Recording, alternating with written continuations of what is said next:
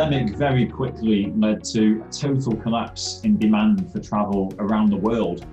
Airlines have seen passenger numbers slump to just a fraction of what they were getting before the crisis began, currently operating maybe a quarter of flights from normal times. Both leisure and business travel has been hit, and people are either not willing or not legally allowed to travel.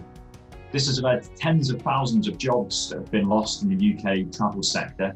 Many firms have massively reduced the size of their operations, or in some cases gone out of business. Travel bans have quite a big effect because we have different travel bans in different countries. And that makes it, especially in Europe, very, very difficult. If you would have, let's say, the same travel bans and regulation everywhere, then you could plan and you could kind of arrange yourself as an airline or also as a travel provider.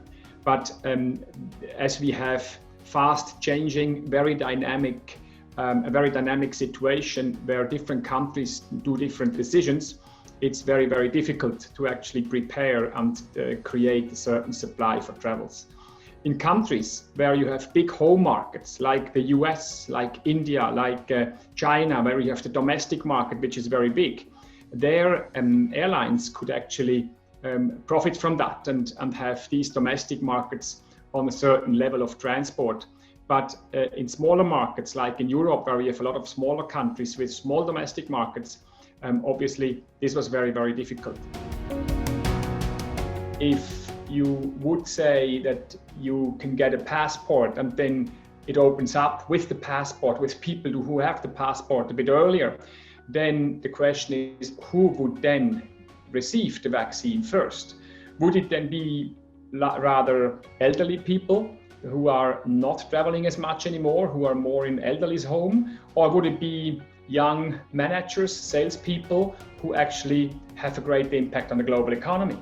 So at the moment, we vaccine rather older people. We try to save lives. From an ethical perspective, that's definitely correct. But if we would go for the passport, suddenly you would have the question, hey, why do we actually not vaccine first the ones who have to make sure that our economy runs properly and are out traveling? When I speak to people in the travel industry, they tell me that it could be maybe 2024 by the time passenger numbers recover to 2019 levels. Short-haul travel, well, that's likely to return quicker than long-haul travels.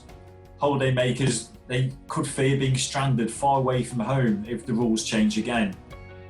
I think the main way that the travel sector can recover is through boosting confidence. Now, people need to feel confident that the destination they're going to has got the virus under control. But they also need to feel confident that when they get home, they won't be struggling with tough restrictions on where they can go and what they can do.